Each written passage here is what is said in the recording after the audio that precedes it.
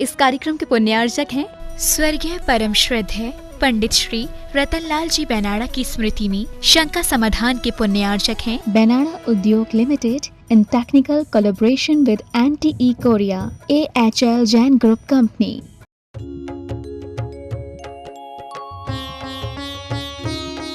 शंका समाधान। देवाधिदेव खजाराधिनाथ भगवान की जय जय जय। बोलिए समन संस्कृति उन्नायक प्रातः स्मरणीय संत शिरोमणि परम पूज्य 108 आचार्य गुरुवर विद्यासागर जी महामुनिराज की जय जय जय। परम पूज्य 108 गुणायतन प्रणेता, शंका समाधान प्रवर्तक, भावना योग प्रवर्तक, प्रखर वक्ता परम पूज्य 108 यूनिवर्सिटी प्रमाण सागर जी मुनिराज की जय जय जय। परम पूज्य 108 यूनिवर्सिटी अरह सागर जी मुनिराज की जय जय जय।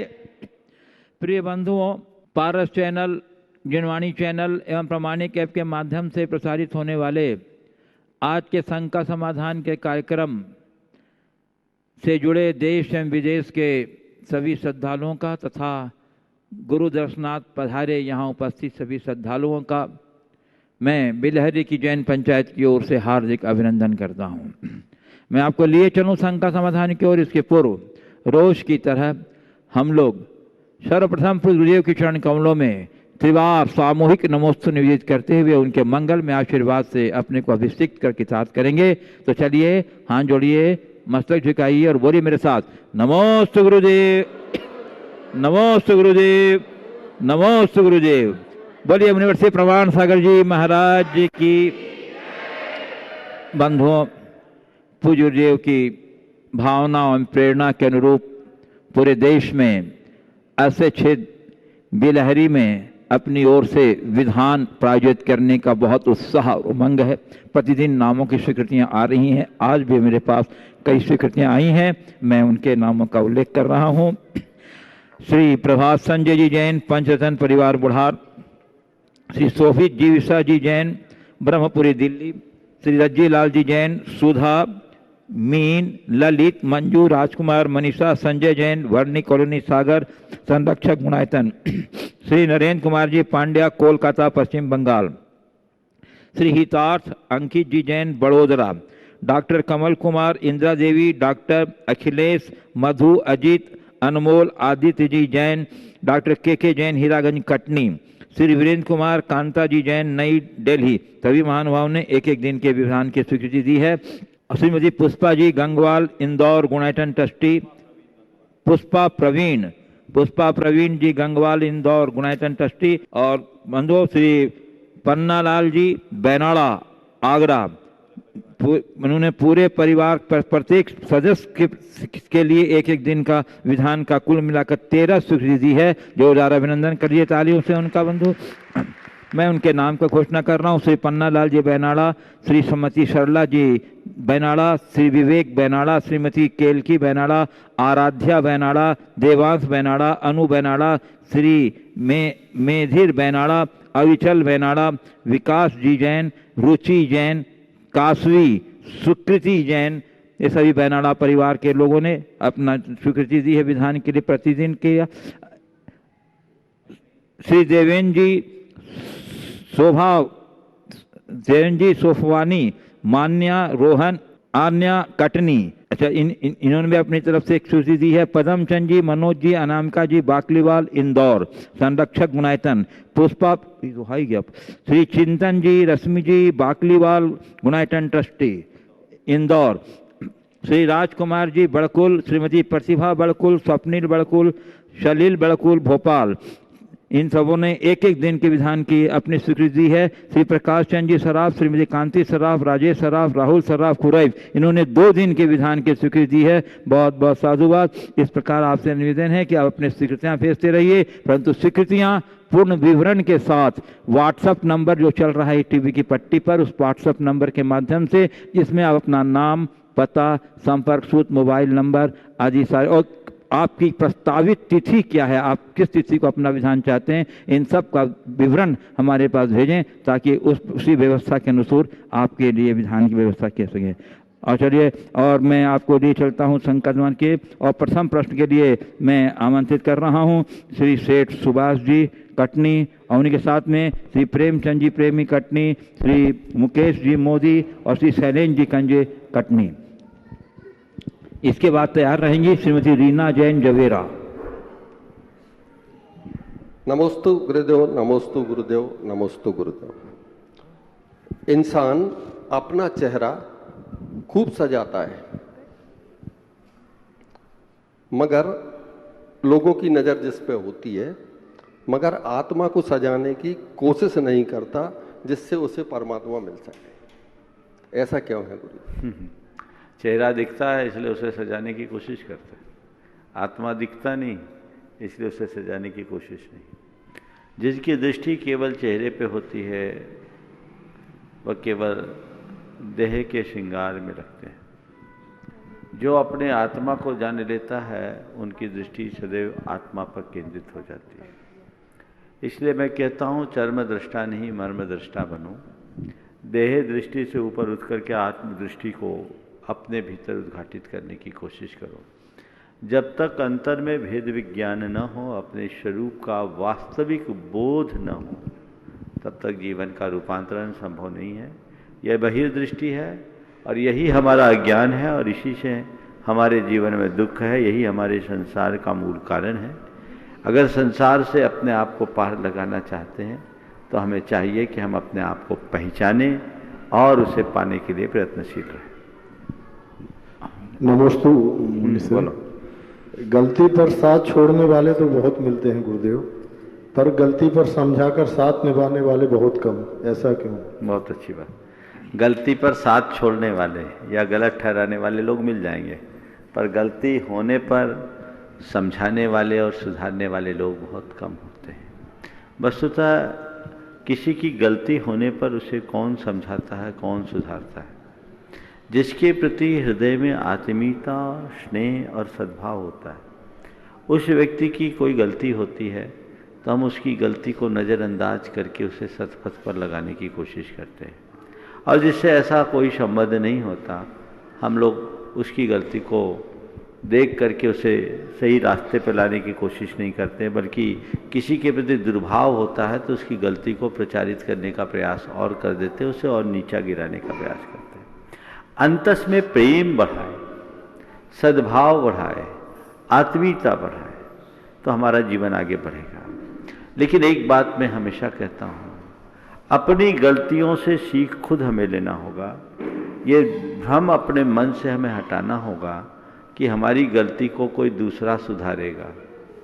आज दूसरा गलत ठहराने के लिए तैयार है, सुधारने के लिए नहीं। इसलिए हमें स्वयं के स्तर से स्वयं को सुधारने का संकल्प जगाना चाहिए। नमस्ते। श्रीमती रीना जैन जवेरा, उसके बाद तैयार रहेंगी श्रीमती सुहानी जैन जवेरा। मुनिश्री के चरणों में कोटि नमन।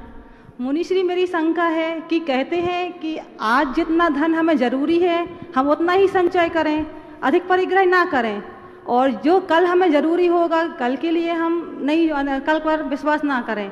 और यदि ऐसा मौका कभी हमें पड़ गया कि कल हमें धन की जरूरत ज़्यादा पड़ गई, हम पर कोई विपत्ति आ गई, तो फिर हम क्या करेंगे? ऐसी स्थिति में हम किसका सामना करेंगे? आज सुबह का प्रवचन सुना था? नहीं सुना। नहीं सुना। सुन लेना। हमने सुबह कहा धन जोड़ो पर जरूरत से ज़्यादा मत जोड़ो, आपत्ति विपत्ति के लिए भी रखो, लेकिन इतना मत रखो कि वही विपत्ति का कारण बन जाए। समझ गए? ऐसा नहीं है कि आपको कुछ भी धन ना जोड़ा जाए, धन ना जोड़े, आप कुछ भी धन ना जोड़े। गृहस्थ की शोभा धन से है। धन के बिना आपके जीवन की गाड़ी नहीं चलेगी। और आपत्ति विपत्ति के लिए भी कुछ रखना चाहिए। समझ गए? लेकिन कुछ रखना चाहिए, सब कुछ नहीं। समझ गए ना? बस वो कुछ और सब कुछ का भेद मिट जाए, समझ प्रकट हो जाए तो सारा मामला ठीक हो जाए। श्रीमती सुहानी जैन जवेरा, उसके बाद तैयार रहेंगी श्रीमती रोशनी जैन, कीटी महिला मंडल, निवार पहाड़ी। गुरुदेव, भगवान की सेवा अगर पूजा कहलाती है तो माता पिता की सेवा क्या कहलाई? माता पिता की सेवा से क्या कहलाई? क्या माता पिता की सेवा से भगवान की पूजा का उद्देश्य पूरा होगा? देखिए, भगवान की पूजा बिल्कुल पूजा है, सेवा है, और माँ बाप भी तो इस धरती पर भगवान के ही रूप में है। हमें भगवान का बोध किसने कराया? अगर हमें माता पिता की महिमा जानना है तो गणेश परिक्रमा की कथा से जान लो। कार्तिकेय ब्रह्मांड में घूमते रहे, उन्हें वो श्रेय नहीं मिला जो गणेश के अपने माता पिता की परिक्रमा से मिल गया। हमारे यहाँ कहा गया पितृदेवो भव मातृदेवो भव। हमें पिता और माता को देवता के रूप में देखने के लिए कहा गया है। वे लोग जो खूब पूजा पाठ करते हैं और माता पिता की उपेक्षा करते हैं, उनकी पूजा पाठ निरर्थक है। हमारी पूजा तभी सार्थक होगी जब घर में अपने परिजनों की, और परिजनों में भी खासकर अपने माता पिता के सम्मान का हम ध्यान रखें और उनकी सेवा करें। श्रीमती रोशनी जैन, किटी महिला मंडल निवार पहाड़ी। इसके बाद तैयार रहेंगी श्रीमती सुलेखा जैन जवेरा। किटी महिला मंडल, हाँ लिखा तो किटी महिला मंडल। एक किटी नाम बदलो इसका, किटी से बचो। छोटा होता है ना, इसका मतलब छोटा महिला। बदलो ना, भारती बना लो। बोलो। नमस्ते महाराज जी। सच्चे देव शास्त्र गुरु का स्वरूप हमें बचपन से ही ना तोते की तरह ढका देते हैं। मतलब कैसे गुरु, कैसे देव, कैसे शास्त्र को हमें पूजना चाहिए। पर क्या होता है महाराज जी, कुछ सामाजिक दबाव के कारण या कुछ धर्म की अप्रभावना ना हो, इस कारण हम कुछ गलतियां देखते हुए भी कुछ बोल नहीं पाते। तो महाराज जी आपसे निवेदन है कि आप इनका खरा और प्रायोगिक स्वरूप हमें बताएं। देखिए, देव शास्त्र गुरु के प्रति हमारी श्रद्धा होनी चाहिए, धर्म के प्रति हमारी सही समझ होनी चाहिए। बाकी लोक व्यवहार को लोक व्यवहार की तरह निभाना चाहिए। मैं एक सूत्र देता हूँ, कट्टरता नहीं, कुशलता की नीति अपनानी चाहिए। हमें ये अपने दिल दिमाग में अच्छे से बैठा लेना चाहिए, कौन सिर पर बिठाने लायक है और कौन बाईपास करने लायक। यही नहीं कर पाते ना। अपना विवेक रखो, उलझो मत, किसी की बुराई भी मत करो और किसी का विरोध भी मत करो।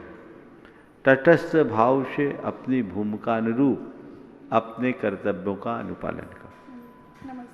श्रीमती सुलेखा जैन जवेरा। और उसके बाद तैयार रहेंगे कुमार समकित जैन एवं श्री संजय जी मोदी बाकल। नमस्ते महाराज जी। नमस्ते महाराज जी। वृत्ति व्यक्ति जो पाप करता है, जान के पाप कर रहा है, वृत्ति व्यक्ति जो जान के पाप करता है, और कहते पृथ्वी के मन से या जाप वगैरह से उसके पाप कट जाएंगे, तो ऐसा होता है क्या? देखो, जान पाप करना और पाप होना, इसमें बड़ा अंतर है। पाप हो जाए और हृदय में ग्लानि हो, प्रायश्चित का मनोभाव हो, तो प्रायश्चित से पाप कटता है। और जानबूझ करके पाप करे, उसके मन में पाप के प्रति ग्लानि नहीं है, तो पाप और बांधेगा, घटेगा नहीं। कुमार समकित जैन एवं संजय मोदी बाकल। मेरा और मेरे परिवार का आपके चरणों में त्रयवार नमोस्तु, इस आशा के साथ कि आपके चरण कमल जल्दी हमारे ग्राम बाकल में पड़ेंगे। गुरुदेव, मैं प्रथम बार साहस करके आपके समक्ष अपनी एक शंका रख रहा हूँ, इस विश्वास के साथ कि आपका समाधान मेरे उन्नत जीवन के लिए साहस और संबल प्रदान करेगा। गुरुदेव, जीवन में उपकार तो बहुत लोगों का होता है, पर श्रेष्ठ उपकार हमारे जीवन में किसका होता है, जिसे हम श्रद्धा और समर्पण के साथ अपने पास रखें। गुरुदेव, शंका का समाधान चाहिए। नमोस्तु महाराज। देखिए, उपकार तो अपने आप में श्रेष्ठ होता है, किसी का भी उपकार है तो श्रेष्ठ है, लेकिन सबसे बड़ा उपकार किसका? हमारे यहाँ शास्त्रों में लिखा है, तिन्नम उयारम दुप्पड़ियारम। तीन का उपकार ऐसा होता है जिसे कभी चुकाया नहीं जा सकता। माता पिता, जीव का दाता और गुरु। माता पिता जन्म देते हैं, जीवन देते हैं। जीव का दाता जीवन की व्यवस्था देते हैं और गुरु जीवन की दिशा। हमारे जीवन में इनकी बड़ी आवश्यकता है, इसलिए इन सब के उपकारों को हमें हमेशा याद रखना चाहिए। नमोस्तु संजय। नमोस्तु महाराज जी। महाराज जी, आज पहली बार सपरिवार खड़े होकर आपके सामने शंका कर रहा हूँ। महाराज जी कहते हैं कि अपना वजूद ऐसा बनाओ कि आपको कोई छोड़ तो सके पर भूल ना सके। जैसे महाराज जी हम आपको छोड़कर चले तो जाते हैं, लेकिन एक पल के लिए भी नहीं भूल पाते। तो महाराज जी हम ऐसा क्या करें कि हम आपकी राह पर चल सकें, लोग हमें छोड़ दें लेकिन हमारे अच्छे कर्मों के कारण हमें भूल ना पाएं। कृपया समाधान चाहिए। लोग तुम्हें छोड़े और तुम अपनी छाप छोड़ो, बस इतना ही तो करना है। समझ गए? लोग छोड़ के जाए पर हम अपनी छाप छोड़ें। यदि हम किसी पर अपनी छाप छोड़ते हैं तो निश्चयतः उसके बहुत अच्छे परिणाम आएंगे, वो कभी हमें भूल नहीं पाएंगे। और ये छाप व्यक्ति की नहीं, व्यक्तित्व की पड़ती है। हम अपना अच्छा आचार व्यवहार करें तो हमारी छाप जरूर पड़ेगी। नमोस्तु महाराज जी।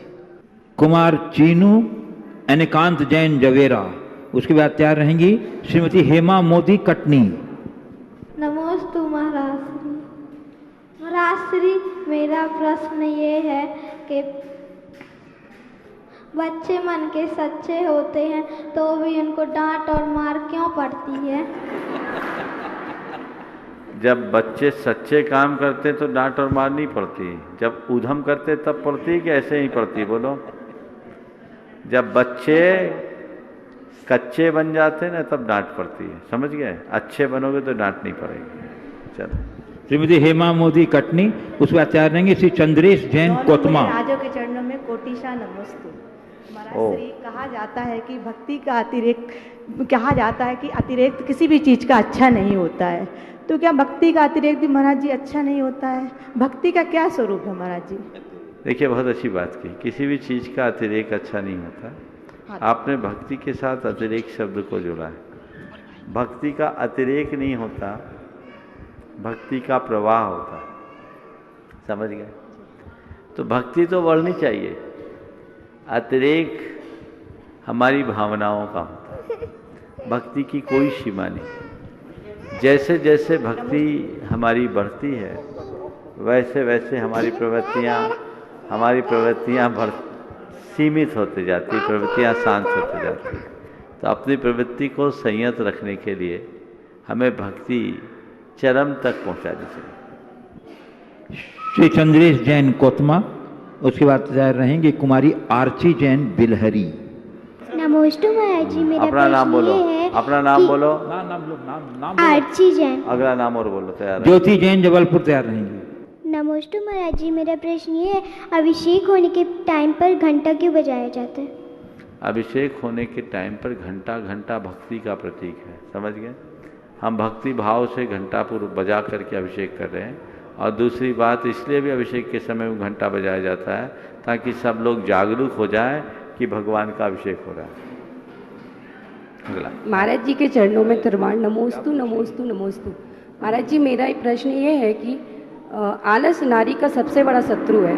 इस आलस नारी का सबसे बड़ा शत्रु है, इस आलस को कैसे दूर किया जाए? आलस नारी का ही नहीं, सभी का शत्रु। और आलस को दूर करने के लिए मनुष्य को सबसे पहली जरूरत संकल्प की है। दृढ़ संकल्प ले, ऊंचे संकल्प ले तो हमारे मन का आलस खंडित होगा। दूसरी बात, हम अपने लक्ष्य से अपने आप को बांध के रखें। हमारे सामने हमारा लक्ष्य होगा तो हम लक्ष्य को प्राथमिकता देंगे, हमारा आलस कम होगा। तो संकल्प से आलस छूटता है, लक्ष्योन्मुखी दृष्टि से हम प्रयत्नशील बनते हैं। सौरभ स्वप्निल जैन विद्यायतन बाकल, माई के बाद उसके बाद तैयार रहेंगे किशुनचंद जैन छतरपुर। परम पूज्य मुनिश्री के चरणों में त्रिवार नमोस्तु नमोस्तु नमोस्तु। महाराज श्री आचार्य श्री के आशीर्वाद से विद्यायतन नाम से बाकल में निर्माण हुआ है और विगत 2 वर्षों से वह संचालित है। तो महाराज श्री विद्यालय में जैन विद्यार्थियों के साथ साथ जैनोत्तर विद्यार्थी भी अध्ययनरत हैं। तो वैसे तो आपकी शंका समाधान नियमित रूप से सुनता हूं, तो उसमें शिक्षा संबंधी बहुत सारी शंकाओं का समाधान लिया है और बहुत सारे मार्गदर्शन, बहुत सारे सुझाव हमने विद्यालय में लगाए हैं।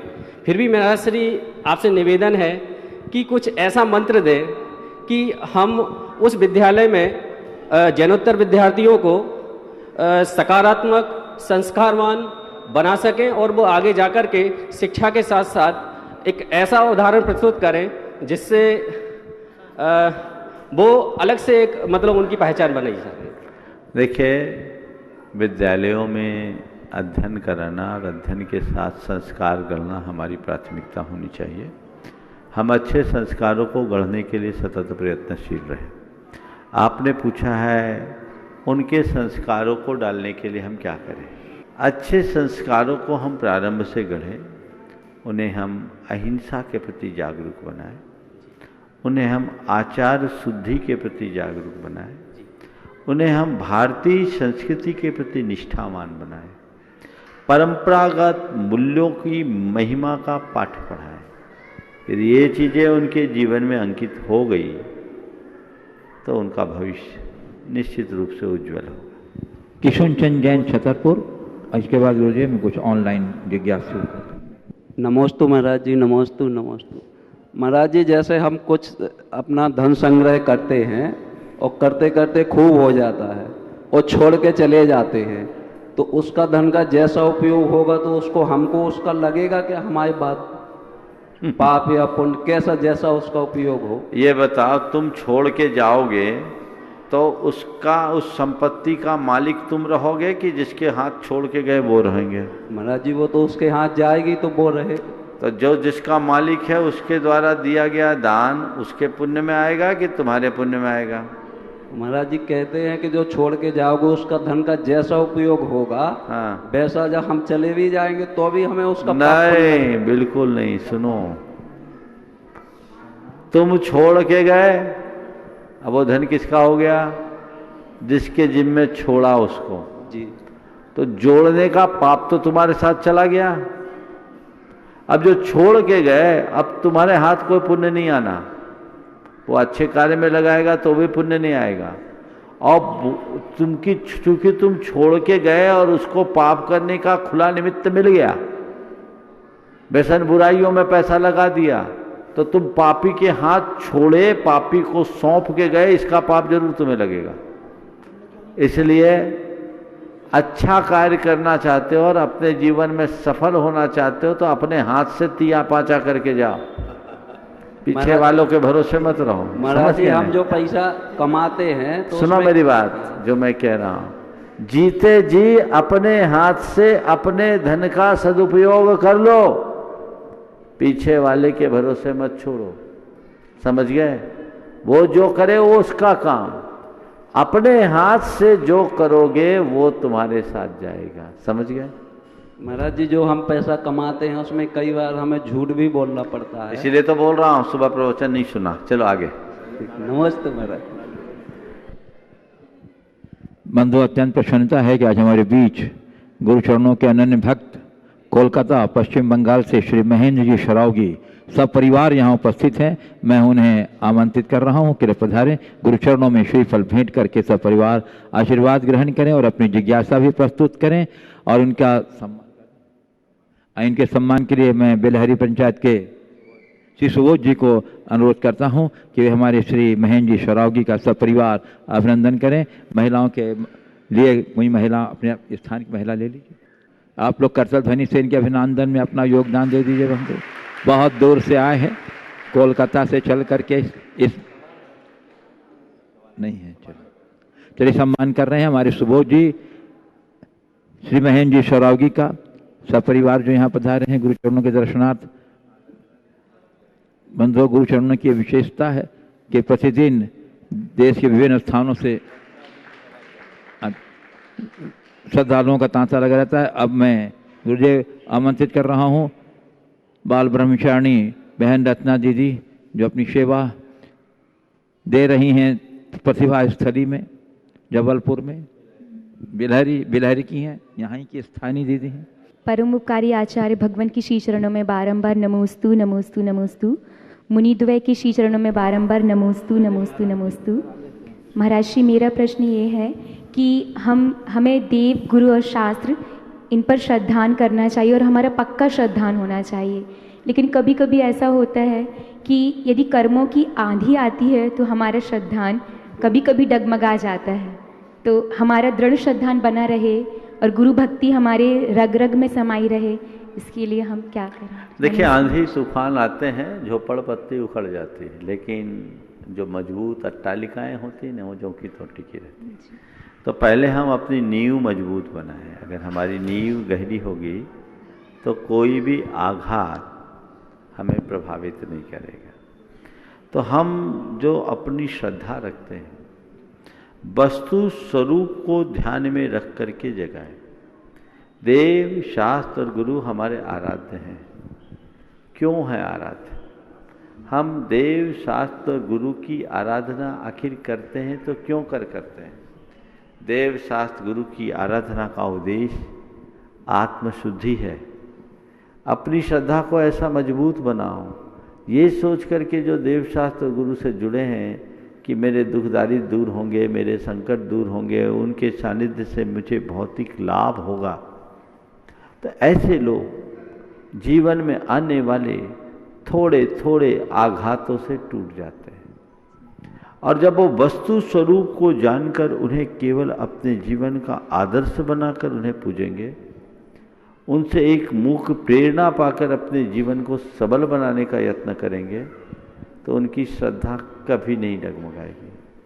कदाचित कोई निमित्त आ भी जाए कर्म के तीव्रोदय में, तो वो स्थिर कर सकते हैं। हमें ऐसे लोगों को खुद को मजबूत बनाना चाहिए, और कभी मन टूटने लगे तो वापस अपने मन को नई प्रेरणा देनी चाहिए खुद के बल पर, अथवा फिर जैसे बैटरी डाउन होने पर आप फिर से रिचार्ज कर लेते, उसको चार्ज कर लेते हैं, तो वैसे ही फिर से निकट सानिध्य पाकर अपने मन की उमंग को जगा लेना चाहिए। उनके गुणों की प्राप्ति के लिए हम क्या पुरुषार्थ करें? सतत संपर्क में रहें और गुणों का आराधन करें। नमस्ते। बुजुर्गों में ऑनलाइन जिज्ञासुओं के प्रश्न आपके समक्ष प्रस्तुत करूं, उसके पूर्व श्रोताओं की भावना का आदर करते हुए मैं परम पूज्य 108 मुनिवर श्री अरहर सागर जी महाराज के चरण कमलों में प्रार्थना निवेदित करता हूं। लोगों की मुझसे शिकायत है कि आप बुजुर्गों को लास्ट में क्यों देते हैं, पहले लिया कीजिए ताकि उनके लिए समय की कमी न रहे। इसलिए जन भावनाओं का आदर रखते हुए मैं गुरुदेव अरहर सागर जी से प्रार्थना करता हूं कि हे गुरुदेव अपने उपयोगी प्रश्न हम लोग को लाभान्वित करें। नमोस्तु महाराज श्री। हमारे शरीर में छोटे बड़े अंगोपांग होते हैं महाराज श्री। हमारे शरीर में सुन लिया, छोटे बड़े अंगोपांग होते हैं। उनमें से यदि कोई अंग कमजोर हो जाता है तो पूरा शरीर प्रभावित हो जाता है। तो महाराज श्री, समाज भी शरीर की तरह है। समाज का कोई परिवार यदि कमजोर होता है तो हमारी समाज प्रभावित क्यों नहीं होती है? क्योंकि दान देने में तो लोग व्यक्ति आगे होते हैं, पर किसी दीन दुखी की सेवा करने में आगे क्यों नहीं हो पाते जैसे दान देने में होते? कृपया समाधान। देखिए, शरीर हमारा है और शरीर के प्रति अपनापन होने के कारण हर व्यक्ति के हृदय में अपने शरीर के प्रति गाढ़ लगाव होता है। शरीर के प्रति लगाव होने के कारण शरीर का रोम रोम हमसे जुड़ाव बना रहने के कारण शरीर में कुछ भी घटित होता है तुरंत हमारा मस्तिष्क संदेश पहुंचाता है, माइंड मैसेज देता है और हम उसे ठीक करने के लिए तत्पर हो जाते हैं। बिल्कुल जैसे शरीर की संरचना है वैसे ही समाज की संरचना है। शरीर के छोटे बड़े अवयव जिस तरह से हमारे लिए उपयोगी हैं वैसे ही समाज की सेहत भी बहुत जरूरी है। लेकिन ऐसा केवल वे ही कर पाते हैं जो शरीर की भांति पूरे समाज के साथ अपनापन रखते हैं। दिनों दिन मनुष्यों की संवेदनाएं मोथली होती जा रही हैं। अब समाज की बात तो बहुत दूर हो गई, अपनों के प्रति भी लोगों का अपनापन नहीं बचा। जब अपनापन ही खत्म हो जाएगा तो फिर कोई किसी के साथ कैसे आगे आएगा। हमें चाहिए कि हम अपने अपनापन को बनाए रखें, अपनापन को बरकरार रखें, उसका विस्तार करें। जितना प्रेम, जितनी आत्मीयता और सद्भावनाएं हमारे हृदय में बढ़ती है, हमारा जीवन उतना ही निखरता है। नमस्ते। पूज्य गुरुदेव, अब मैं ऑनलाइन जिज्ञासुओं के जिज्ञासाएं आपके सर्वक्ष रख रहा हूं समाधान के लिए। प्रथम प्रश्न रख रहा हूं गुरुदेव, राजस्थान अजमेर से श्री प्रकाश जी पाटनी कह रहे हैं, गुरुदेव बिना शब्दों के भी अभिव्यक्ति हो सकती है। मुस्कुराहट की मिठास और इग्नोरेंस की कड़वाहट भी अभिव्यक्ति करते हैं। व्यक्तित्व को गुरुदेव आँखों की भाषा को समझने वाले व्यक्ति को अधिक समझदार माना जाता है, ऐसा क्यों गुरुदेव? दूसरा, गुरुदेव हमने मूक इंसानों को झगड़ते हुए भी देखा है जबकि उनके पास शब्द नहीं होते। गुरुदेव मेरी शंका यह है कि हमारी बॉडी लैंग्वेज किस प्रकार से संतुलित रहे जिससे हमारा व्यक्तित्व निखरा रहे। बात बिल्कुल सही है। हमारी अभिव्यक्ति वचनों से ज़्यादा हमारे भावों से होती है। मौन अभिव्यक्ति बहुत प्रगाढ़ और प्रबल होती है। कहते मौन बोली से भी वाचाल होती है। मुख से जो अभिव्यक्त होता है वो बहुत सीमित होता है, पर जो हमारी भंगिमा से प्रकट होता है वो बहुत प्रभावी होता है। तो बॉडी लैंग्वेज हमारी अच्छी बने, इसके लिए हम क्या करें? मन को निर्मल रखो। अगर मन निर्मल होगा, मन साफ स्वच्छ होगा, तो तय मान करके चलना, हमारा संपूर्ण व्यवहार ठीक होगा, हमारी भावभंगिमा ठीक होगी, हमारी बॉडी लैंग्वेज में कहीं कोई गड़बड़ी नहीं होगी। और मन खराब तो सब खराब। तो हम अगर अपने मन में सच्चाई, सरलता स्थापित करें, लोगों के प्रति प्रेम और आत्मीयता के भाव को बना करके रखें, तो ये हमारे जीवन के लिए एक बड़ी उपलब्धि होगी।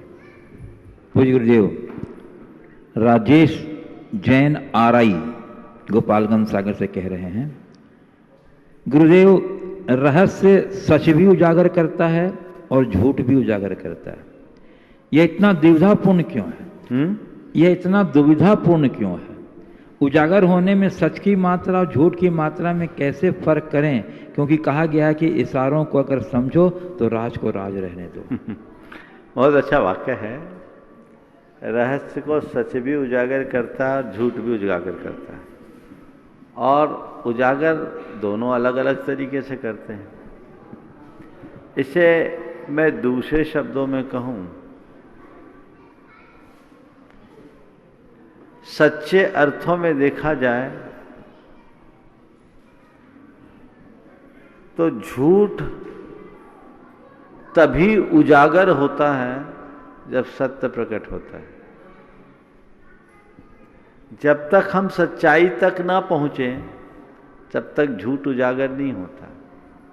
सत्य को प्रकट करने में ज़्यादा श्रम नहीं होता, लेकिन झूठ को उजागर करना बहुत कठिन होता है, क्योंकि लोग उसे छिपा के रखते हैं, दबा के रखते हैं।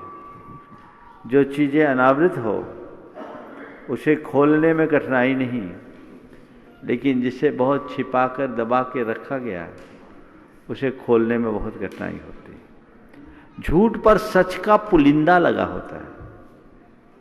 वो पुलिंदा जब तक हम न खोलें तो सच्चाई आखिर प्रकट कैसे हो? हमें चाहिए कि लुभावने झूठ से अच्छा हम कड़वे सच को स्वीकार करने की कोशिश करें। सच्चाई के प्रकट होने पर सम्मान बढ़ता है और झूठ के उजागर होने से सिर नीचा होता है। ऐसा कोई काम ही न करे कि हमारा सिर नीचा हो, सदैव ऐसा काम करें जिससे हमारा मान बढ़े।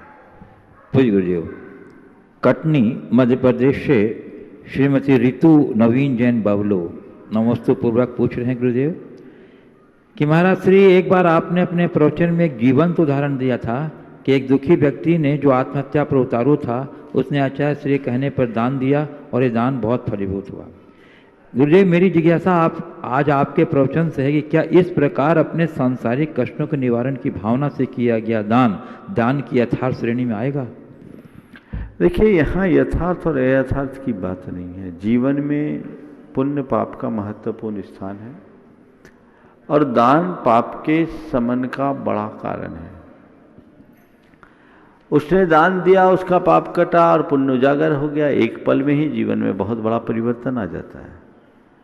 हमें ऐसे व्यक्ति के सामने ये सब तर्क करना कि भौतिक आकांक्षा से दान दिया, उसने ये सब नहीं दिया, उसने तो ये सोचा भाई अपने जीवन के कल्याण के लिए मुझे कुछ दान करना है तो कर दिया, समझ गए। भूखे व्यक्ति के सामने बहुत बड़ा उपदेश नहीं दिया जाता, उसे तो भोजन की जरूरत है जिससे पेट बढ़े। और इसी तरह कोई पीड़ित है, उस समय व्यक्ति के सामने हम उसे आत्मा की गीत गुनाएंगे तो सही बात नहीं होगी। इस समय उसकी जो तात्कालिक समस्या है उसका पहले निवारण करो, फिर उस व्यक्ति को जब आत्मबोध होगा तत्व ज्ञान प्राप्त करके वो अपने जीवन का कल्याण करेगा। तो गुरुदेव, सरोज रानी जैन, मालगुजार परिवार, कटनी, मध्य प्रदेश, कह रही हैं, आज गुरुदेव मैंने शास्त्र स्वाध्याय में 2 शब्द मिले, एक परिवर्तित होना और परिवर्तित करना। मेरी जिज्ञासा है कि दोनों अलग अलग है या एक समान, और दोनों में हमारे लिए क्या महत्वपूर्ण है? परिवर्तित होना और प्रवर्तित करना, इसमें बड़ा अंतर है। परिवर्तित होना यानी बदलना, और प्रवर्तित करना यानी किसी चीज को फैलाना, आगे बढ़ाना। धर्म का प्रवर्तन होता है और जीवन का परिवर्तन, समझ गए। हम धर्म का प्रवर्तन करते हैं ताकि लोगों में परिवर्तन हो, जीवन में परिवर्तन। तो परिवर्तन भीतर के सुधार की बात है और प्रवर्तन अच्छी बातों के फैलाव की बात।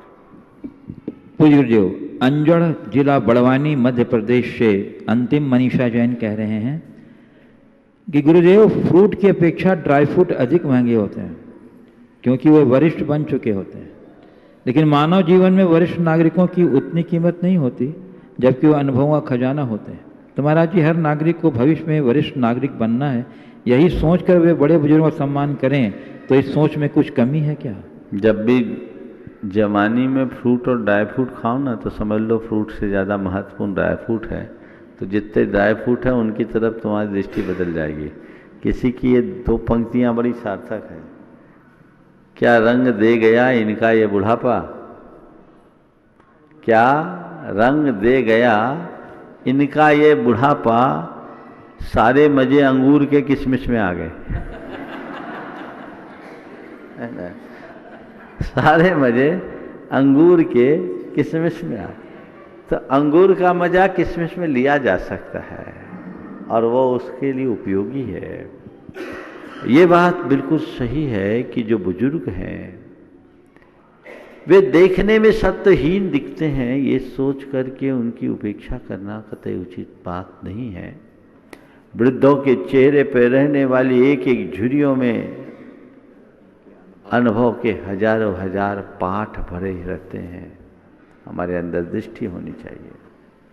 वृद्ध संगति का जीवन में बड़ा महत्व है। हम साधुओं को भी वृद्ध संगति रखने का उपदेश दिया गया। ज्ञानार्णव ग्रंथ में पूरा एक अध्याय वृद्ध संगति का है। वृद्धावस्था का संबंध यहाँ केवल उम्र से नहीं, ज्ञान वृद्ध, तप वृद्ध, चरित्र वृद्ध भी। तो उससे हमारे जीवन में अनुभव मिलता है, प्रौढ़ता आती है। तो मैं नई पीढ़ी से ये कहना चाहूँगा कि वे अपनी क्षमता का भरपूर उपयोग करें, अपनी शक्ति पर भरोसा करके आगे बढ़े, लेकिन बड़े बुजुर्गों के अनुभवों का पाठ जरूर पढ़ें, उनसे सीख ले। बुंदेलखंड में एक कहावत है, जो न माने सयानों की सीख, ले खपरिया मांगे भी। कहावतें निराधार नहीं होती, इनके पीछे सबल आधार होता है। पूज्य गुरुदेव, इंदौर मध्य प्रदेश से शेफाली राजेश जैन काव्यांजलि नमस्तुपूर्वक कह रही, गुरुदेव, जब जीवन का मर्म समझ में आने लगता है तो बाहर की ओर हलचल और अंदर की ओर शांति महसूस होने लगती है। सबके साथ होते हुए भी सबसे अलग होने का एहसास होता है, परंतु राग में जीते हुए वैराग फलीभूत कैसे कर सकते हैं? कृपया प्रत्येक क्षण को स्पष्ट करते हुए मार्गदर्शन देने की कृपा करें। फिर से बोलिएगा। जी गुरुदेव, जब जीवन का मर्म समझ में आने लगता है तो बाहर की ओर हलचल और अंदर की ओर की शांति महसूस होने लगती है। सबके साथ होते हुए भी सबसे अलग होने का एहसास होता है, परंतु राग में जीते हुए वैराग्य फलीभूत कैसे कर सकते हैं? कृपया प्रत्येक चरण को स्पष्ट करते हुए मार्गदर्शन। देखिए, जो आपने सवाल किया है, मुझे लगता है इस सवाल में थोड़ा संशोधन अपेक्षित है।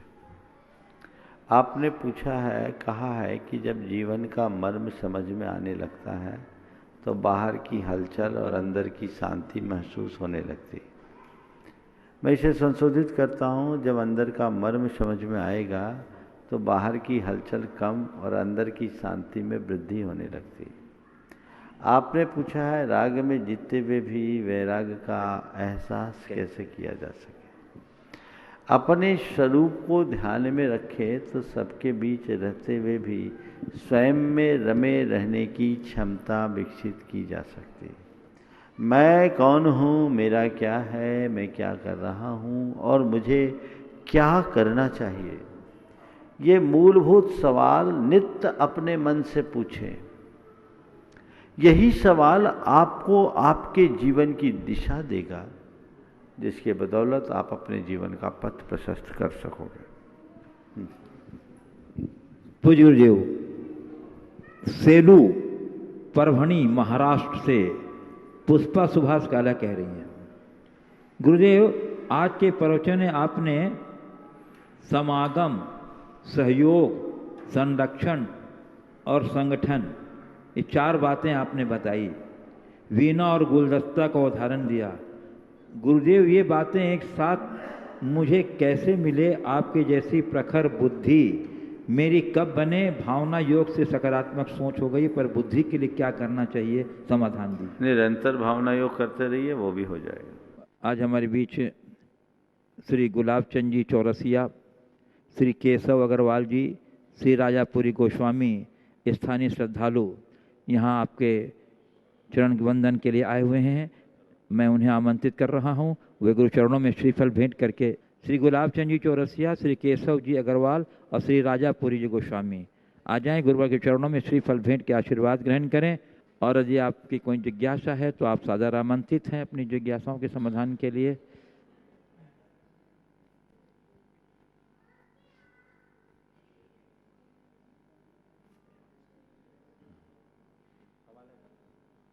चलिए, इनका सम्मान करेंगे हमारे सुबोध जी, बिलहरी जैन पंचायत के सक्रिय कर्मठ सदस्य श्री सुबोध जी सम्मान कर रहे हैं हमारे श्री गुलाब चंद, और राजू भाई भी सम्मान में अपना योगदान देंगे।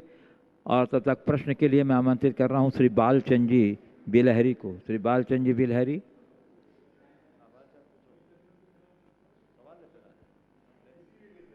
गुणायतन एवं अक्षय छेद बिलहरी प्रणेता पूज्य प्रमाण सागर जी महाराज जी के श्री चरणों में सत सत नमन, सत सत नमन।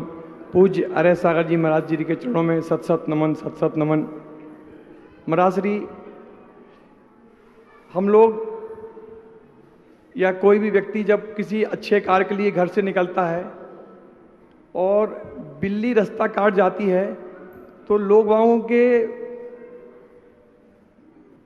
मतलब पैर थम क्यों जाते हैं, उनके मन में भय क्यों आ जाता है?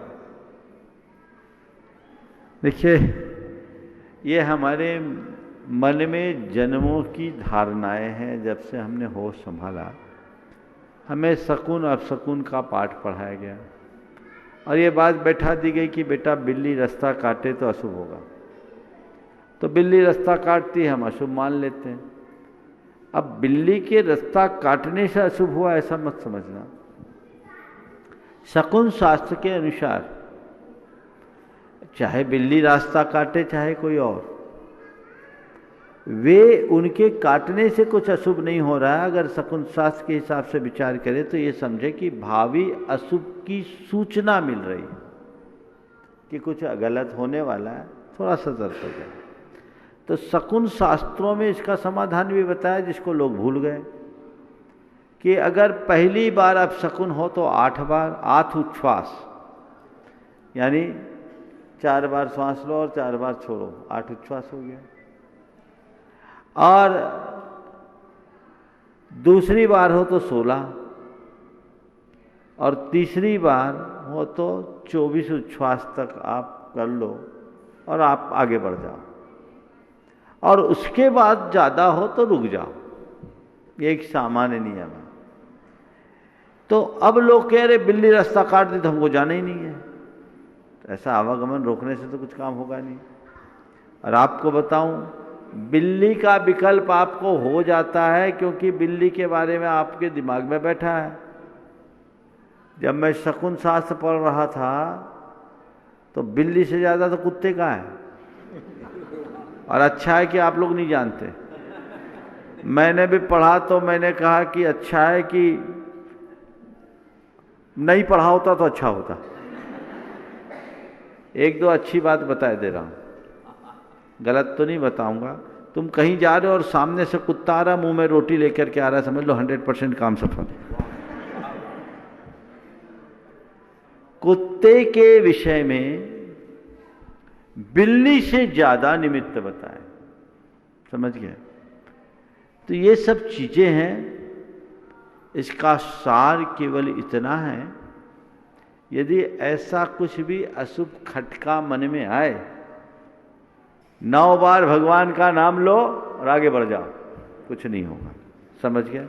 ज़्यादा दिमाग लगाने का मतलब नहीं है। भगवान भजो और आगे बढ़ो। एक बार एक ने मुझसे पूछा, महाराज मैंने सुबह सुबह गधा देख लिया, पीछे से मैंने सुबह सुबह गधा देख लिया, क्या फल होगा? गधे का मुंह देख लिया, क्या फल होगा? हम बोले तेरा जो होगा सो तू जान, पर उसको तो दिन भर खटना पड़ेगा। चलिए कुछ गुरुदेव, कुछ और ऑनलाइन जिज्ञासाएं रखना चाह रहा हूँ। गुरुदेव, पारोला जिला जलगांव महाराष्ट्र से आकाश सुदर्शन जैन कह रहे हैं, महाराज श्री पारोला जैन समाज की ओर से त्रिवार वंदन। मेरी जिज्ञासा ये है कि मेरा रात्रि भोजन का आजीवन त्याग है और सूरज अस्त होने के बाद में भोजन नहीं करता, पर गुरुदेव यदि शाम के 4 बजे से बारिश का मौसम हो और उसमें सूरज ही बादलों के पीछे छिप जाए तो क्या गुरुवर मुझे शाम में भोजन करने में रात्रि भोजन दोष का लगेगा क्या? देखिए, आलोकित पान भोजन है। अगर सघन अंधकार है तो हमको देखना चाहिए। यदा कदा मौका आता है भोजन त्याग दो, क्या बुराई है। पर हल्का फुल्का प्रकाश है, जैसे आज भी बादल छाए हैं, आज ऐसा अंधेरा नहीं है, अभी तो समय भी है, तो ऐसा अंधेरा नहीं है, तो उसको देख के करना चाहिए। कई बार तो सुबह आहारचर्या के टाइम में भी 9:30-10 बजे भी बहुत सघन बादल होते हैं।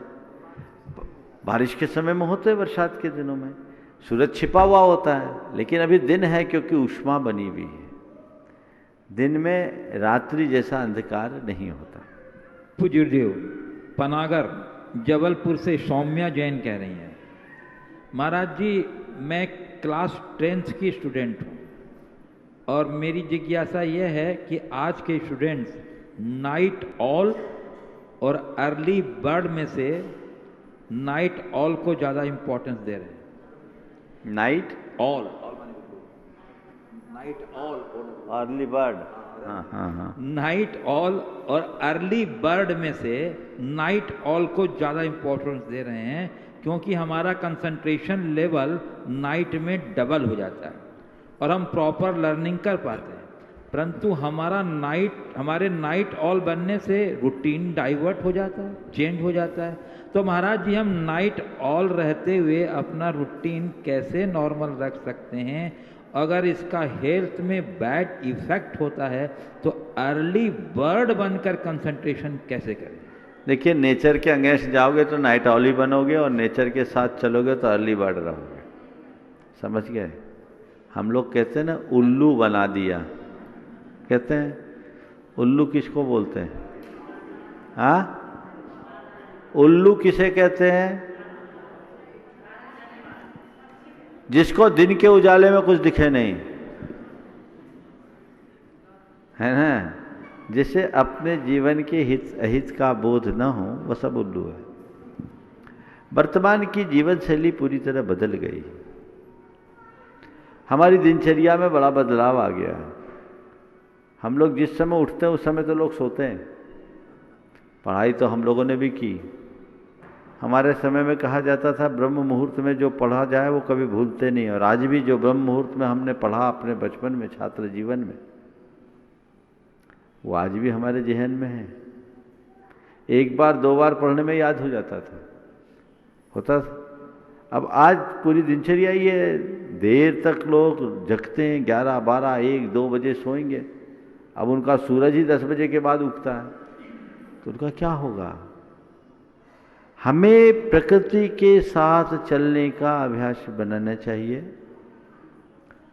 आप जैसी रुचि बना लोगे, जैसा मन बना लोगे, वैसी आपकी पूरी की पूरी स्थिति बन जाएगी। आपको लगता है कि रात्रि में हमारी एकाग्रता अधिक है।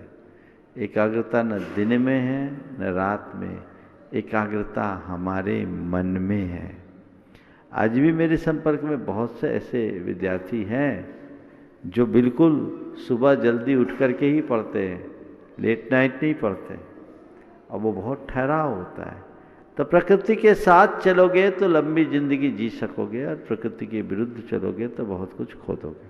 पूज्य गुरुदेव, पुणे महाराष्ट्र से रूपाली जैन कह रही हैं, गुरुदेव शांति धारा देखते वक्त भक्तामर पढ़ते हुए मन में क्या भाव होना चाहिए, और भावना योग में सोहम सोहम कहते हुए मन में क्या भावना होना चाहिए, कृपया मेरी शंका। शांति धारा देखते वक्त दोनों हाथ जोड़ करके उस धारा को देखकर मुग्ध होना चाहिए। मन में भावना भाना चाहिए कि ये धारा जगत की शांति का कारण बने, और जो मंत्र वहाँ बोले जाते हैं यदि आपको याद हो जाए तो उसे दोहराते जाए। भक्तामर पढ़ते समय यदि उसका अर्थ आता है तो अर्थ का चिंतन करना चाहिए, अन्यथा प्रभु परमात्मा की छवि का स्मरण करते हुए बस ये सोचना चाहिए कि इस स्तोत्र के माध्यम से हम भगवान से बात कर रहे हैं, अपनी बात उन्हें सुना रहे हैं, वो सुन रहे हैं। जैसे आप गुरुजनों से कोई बात कहते हैं और आप बोल रहे हैं, वो सामने उनकी मंद मुस्कान युक्त मुद्रा होती है और वो सुन रहे हैं, आपको अच्छा लगता है ना। तो बस ऐसे ही सोचो, मैं पाठ पढ़ रहा हूं और भगवान सुन रहे हैं, सामने भगवान की उपस्थिति का एहसास कर लो। अर्थ हो या ना हो वो मंत्र है। और सोहम सोहम सोहम का स्मरण करते वक्त केवल एक ही बात स्मरण में लो, मेरे भीतर शुद्ध ज्ञान में चैतन्य में जो आत्म तत्व है वह मैं हूँ। स अहम सोहम, मेरे भीतर का जो शुद्धात्मा है वह मैं हूँ, मेरे भीतर का जो परमात्मा है वह मैं हूँ। पूज्य गुरुदेव, कटनी मध्य प्रदेश से श्रीमती मंजू अमित जैन कह रही हैं, गुरुदेव जब हम मंदिर में किसी चीज़ के लिए बोली लगाते हैं लेकिन हमें वह बोली नहीं मिल पाती है, तो क्या मेरे द्वारा बोली हुई राशि निर्माल हो जाती है जो हमने बोली के रूप में बोली थी?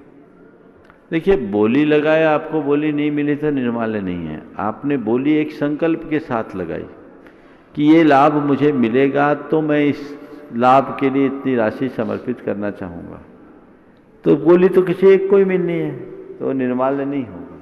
हाँ, अगर हमारे हृदय में उदारता है तो हमें ये सोचना चाहिए कि चलो इतनी राशि मैंने बोल दिया और मेरे अंदर सामर्थ्य भी है, तो ये बोली मुझे न मिली तो एक नहीं मिली तो दूसरी नहीं मिली तो तीसरी न मिली तो चौथी, और कोई न मिले तो किसी न किसी निमित्त उस राशि का सदुपयोग कर लेने का भाव कर लेना चाहिए, ताकि उस दान से होने वाला पुण्य अर्जित हो सके।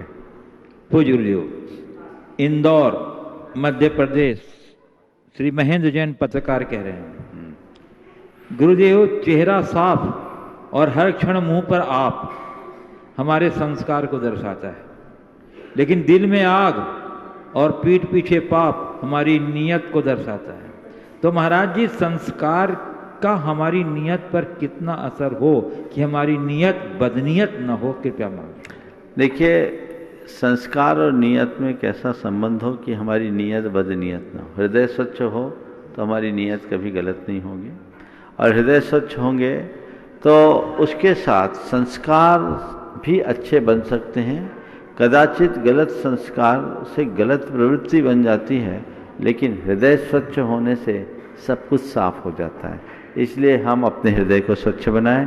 समय आपका हो गया, प्रश्न तो बहुत अच्छा है लेकिन समय पूरा हो गया। बोलिए परम पूज्य आचार्य गुरुवर श्री विद्यासागर जी महाराज। बोलिए परम श्री प्रमाण सागर जी महाराज की, परम श्री अरह सागर जी महाराज की।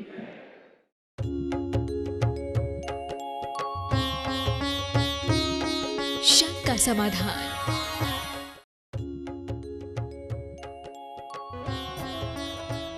इस कार्यक्रम के पुण्यार्चक थे स्वर्गीय परम श्रद्धेय पंडित श्री रतनलाल जी बेनाड़ा की स्मृति में शंका समाधान के पुण्यार्चक हैं बेनाड़ा उद्योग limited in technical collaboration with NTE Korea, AHL Jain Group Company.